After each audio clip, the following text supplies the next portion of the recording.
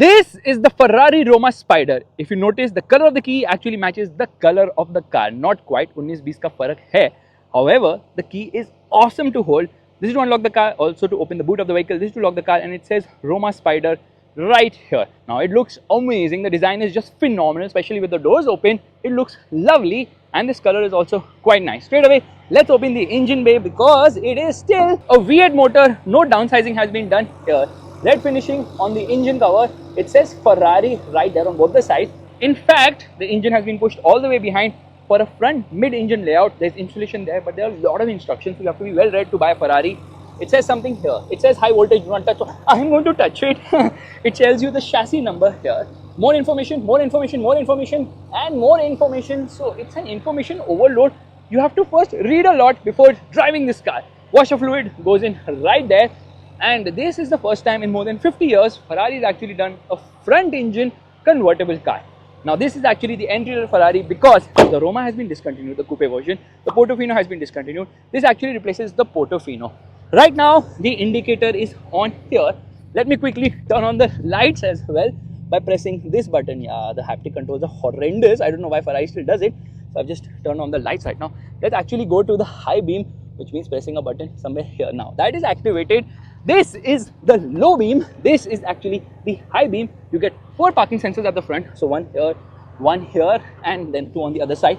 The Ferrari logo, another Ferrari logo, the front parking camera. This is actually jutting out. This is curved. So yes, the design is just awesome. The wheel size, well, at the front you obviously get bigger wheels because the tire size at the front is 245/35/20s. It says Ferrari Brembo carbon ceramic, but it's finished in gloss black. It should have been finished in red or something of that sort. Would have looked much better. Let me shut the door here.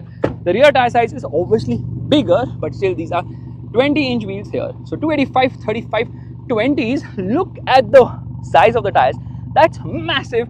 Let me quickly open the boot of the vehicle. I think the boot size is somewhere around, where's the button? Yeah, there it is. So the boot size is approximately around 246 liters. I have to, do some partition here, then only I can put the roof down. So when this is down, then this is the luggage separator, then only you can put the roof down. Space isn't much, yeah, but I can press this button to actually put the seat down. I don't think you could see it. What all options are there in this car are all written right here. Let's shut this and let me quickly put the roof down of the vehicle because it's a convertible now. So you need to do that first thing. So here I press a button and there this opens. Now this takes around 13.5 seconds, which is actually very quick. There goes the roof down. Now it looks phenomenal because you get unlimited headroom. Yeah, that's about it. Let me actually adjust the seat as well because I think the seat is way too ahead. So I press this memory function and there the seat goes back. The steering wheel will also move because it has also got the memory function. The seat is going behind.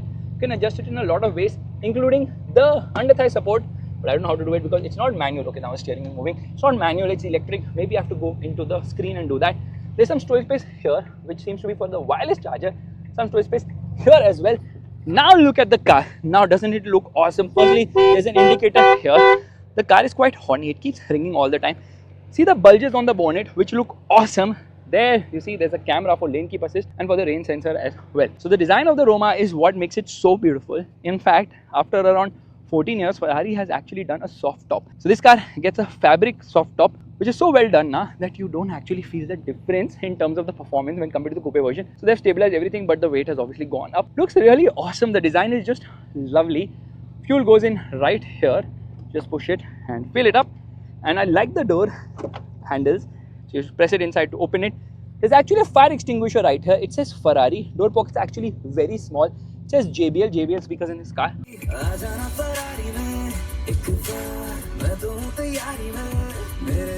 Roma Spider as well. This is an 8.8-inch screen which has a lot of information. So it has a speedometer. It will tell you that as well if you want to just monitor what's happening. This is for the audio system. This screen is actually amazing. It says SRS airbag. Glove box is not that big. Yeah, it's quite small, but does not have any information as well. Yeah, that's for the Salik. This is to operate the AC vents. And space is decent here. I wouldn't say no to that. But this metal finishing here is so that you can keep your feet properly. When the driver decides to go bonkers, there is obviously, what is this? A headrest, which is not adjustable. You get headrest at the rear, which was not the case with the coupe version. And this is the wind deflector, which works at speeds of up to 170 km/h. How to activate it? I press this button and there it gets activated. It's it's a bit slow to operate, but there it opens, so it reduces wind buffeting. But space at the rear is non-existent. It's best for stuff only. My driving position, nobody can sit at the rear, not even aliens, but you get unlimited headroom here, which is such a good thing. Let's shut this and come behind. Again, certain changes to the design at the rear, because obviously the window now folds back. The rear windscreen folds into the boot. That is the rear fog light, and it gets quad exhaust, two on either side of the car. Very aggressive diffuser treatment. You get a rear parking camera here. That is the Ferrari logo. It even says Ferrari here, because this thing opens, because that is the rear spoiler. It gets activated at speed. It also gets a high mounted stop lamp here. Beautiful finishing. It says something, I'm not able to read it. Yeah, what does it say? Deployable roll bar. Yeah, that's a deployable roll bar. That is obviously for safety. The lights are really very nice. Beautiful light. In fact, we see the indicators.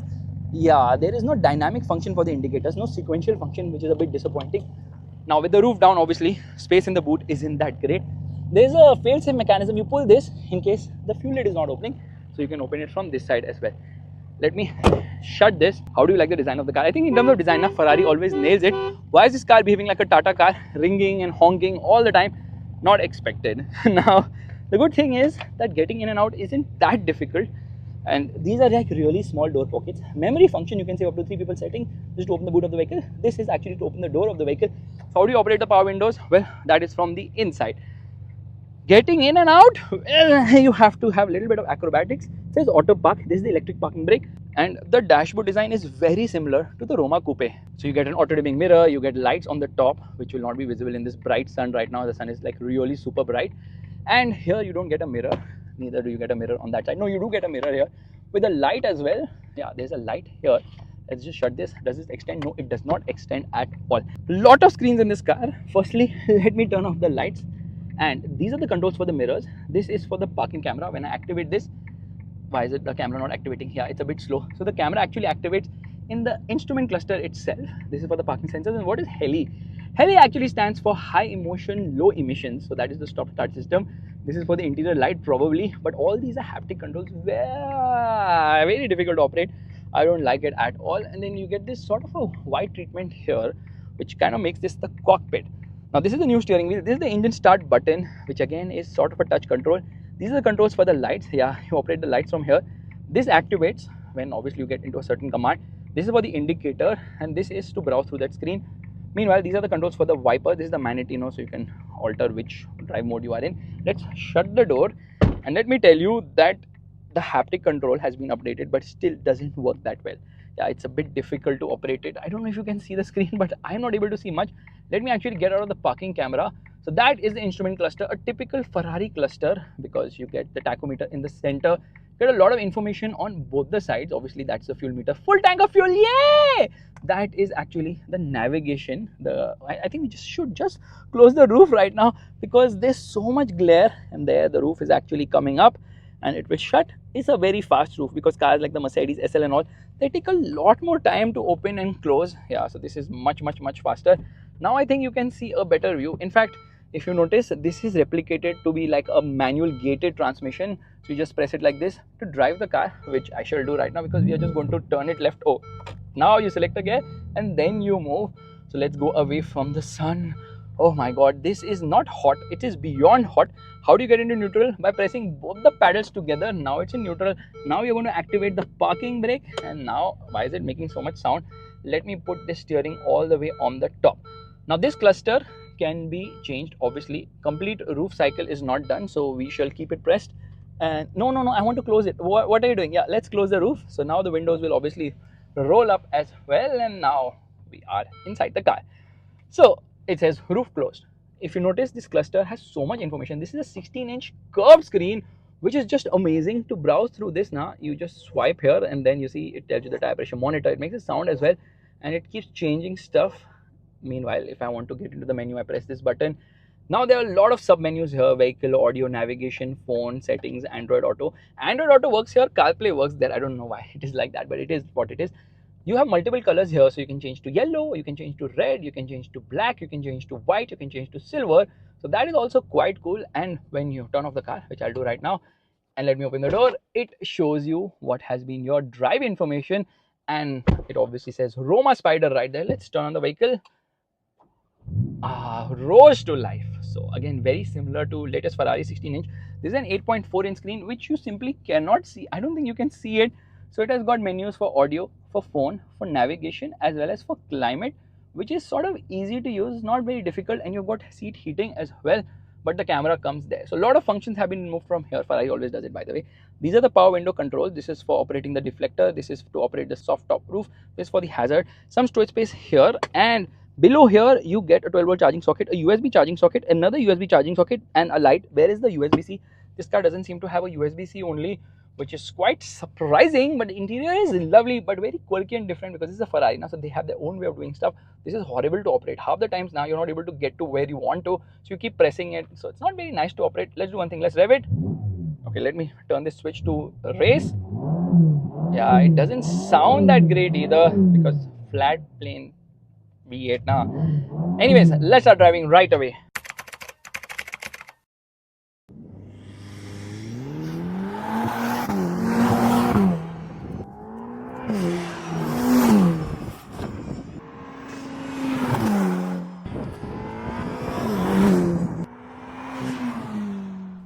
Alright, let's turn on the car.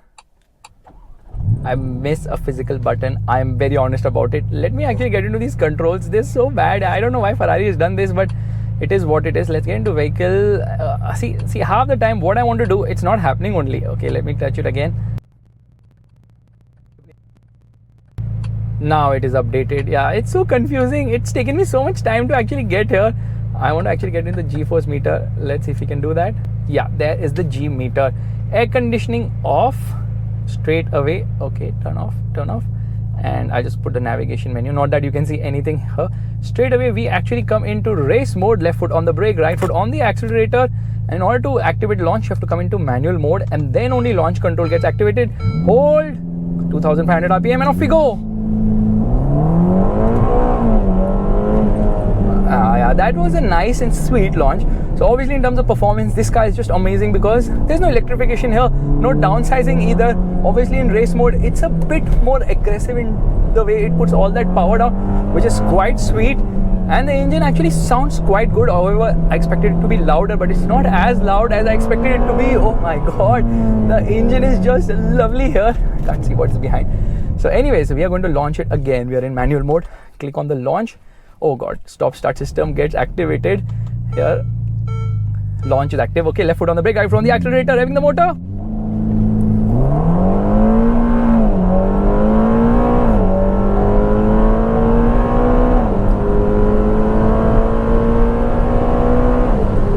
Acceleration is just amazing, mind-blowing to say the least. So this is a 3.9 liter V8 engine. It has twin turbos, obviously, because Ferrari went turbocharging after they dropped the 4.5 liter. Okay, redline's at 7,500 RPM. So they actually dropped the NA engine, the 4.5 liter engine in the 458, and then with the 488 they obviously went turbo. Then the F8 also uses the same engine, so a lot of sharing of the engines here. Come on, down, shift, and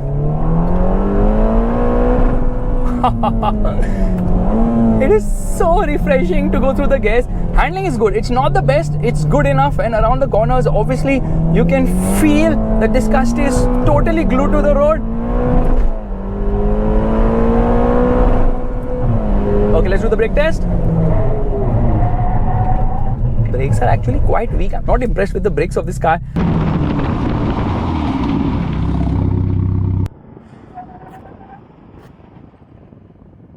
I think the brake pads have ghissoed a bit, so they have kind of faded, so that's why it's not really stopping very nicely. And again, here we go.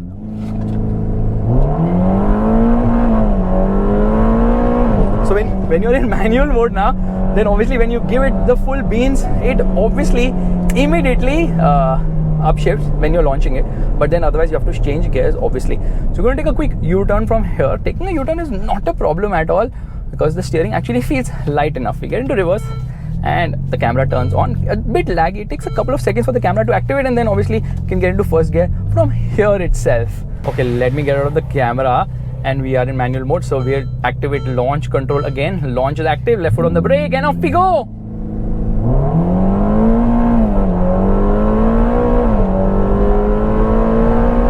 Launch punches with a lot of aggression. This 8-speed dual clutch automatic gearbox is super quick with shift, so always gives you the right gear all the time. And because I'm right now in race mode, the car feels a bit twitchy, so it will let you oversteer a bit, but then electronics will kick in and make sure you're pointing in the right direction. Now this is a 3.9 liter twin turbo V8 engine, which is absolutely phenomenal.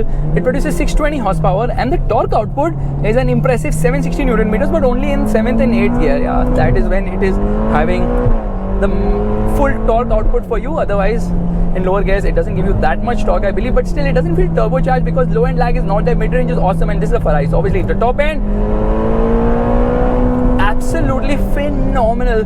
What a top end. Lot of electronics in this car, lot of tech, lot of thinking, lot of F1 bits have come here to make sure that the performance is mind-blowing, and trust me, the performance is absolutely mind-blowing. The body roll is very well contained, it feels sharp, steering feels nice, gives you a lot of feel and feedback. It's not as hardcore as say an F8 or even a 296 for that matter, because obviously those are more hardcore sports car. This is like a grand tourer of sorts, and in that regard you will not complain because this is a comfortable Ferrari. Ride quality is actually good, handling is amazing, but not obviously up to the levels of other Ferraris. It doesn't have to be because it's more comfort oriented.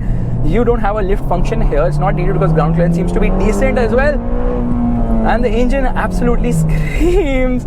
So they have put a sensor on the turbochargers by which they're able to monitor stuff, and that's the reason it can spin 5000 RPM higher. The turbochargers can spin that much higher as well. So a lot of tech here, but acceleration is mind-blowing. 0 to 100 in 3.4 seconds. 0 to 200 kilometers per hour comes up quite fast in just 0 to 200 comes in 9.3 seconds. That's absolutely crazy.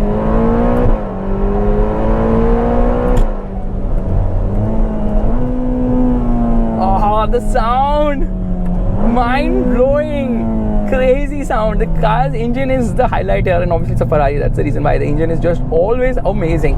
So this engine also did duty in the Portofino and did duty in the this thing which is out of the car, yeah, the 488 and then the F8 as well.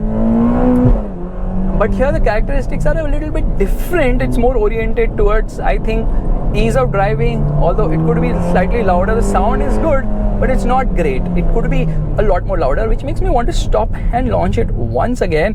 So here we are, left foot on the brake, right foot on the accelerator, and launch control. Come on, okay, car stopped. So now we going to launch the active, left foot on the brake, and this Nissan Patrol is in my line of sight. Move, move, move, move, move, move, move. And here we go. Okay, now launch got deactivated, so that is actually part of the crew only, and off we go.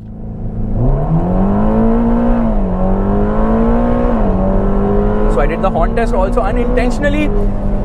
Whew. So this car actually weighs 84 kgs more than the coupe version and 11 kgs more than the Portofino. Even though the Portofino actually has a hard top, this one is having a soft fabric top, which has been done so well now that it gives you the same integrity as a regular metal roof, and that's the reason this car does the same 3.4 seconds to 100 km per hour acceleration of the regular Roma coupe. So that's Ferrari for you. Crazy engineering here. Awesome car. Only thing is all these buttons and all, now they kind of ruin the fun because things are a bit very messy to operate. Yeah, not the easiest, and I'm sweating like crazy right now. Anyways, let's do the wiper test. Why is the wiper not working? So here we go. There's little water which is coming out, so water is there, but again little flimsy to operate. Once you get used to it, obviously you're not going to complain about it. But I see a Tesla Cybertruck parked right there. Enjoy the Roma while you can, because the next generation Roma wouldn't be there, but there'll be another car which will become the entry-level Ferrari. Will obviously have electrification, because with the 296 GTB, Ferrari has definitely achieved a lot, which is quite insane. You don't feel the weight here. And then there are so many drive modes. Now there's a wet mode which you don't need because in the desert you will never get wet. I didn't mean that. There's a comfort mode which obviously makes the ride very nice, and then there's a sport mode which is sporty. Race mode makes it bonkers, lets you be a bit playful, and then ESC off mode, which is suicide mode, because it's obviously rear wheel drive, and that's the reason if you put it in that mode you're going to be going sideways as well, which I'm not permitted to do because Ferrari is like very strict with the cars. They're like, don't drive more than 250 kilometers, don't do this, don't do that. But then it's Ferrari, and Ferrari is the best supercar or the car brand in the world, the most desirable cars, and then you can't do anything about it because these cars have like waiting periods of 9 and 10 months because obviously there's a lot of customization which is involved as well. So guys, this is my video of the Ferrari Roma, a phenomenal car. What a machine. amazing to drive. The sound and everything is just so mind-blowing. Yeah, it's not very sporty like say a 296, but then if you want your first Ferrari, then probably the Roma is the one to get. Let's get into auto mode, and there you go. One thing I forgot to do is put the roof down while driving.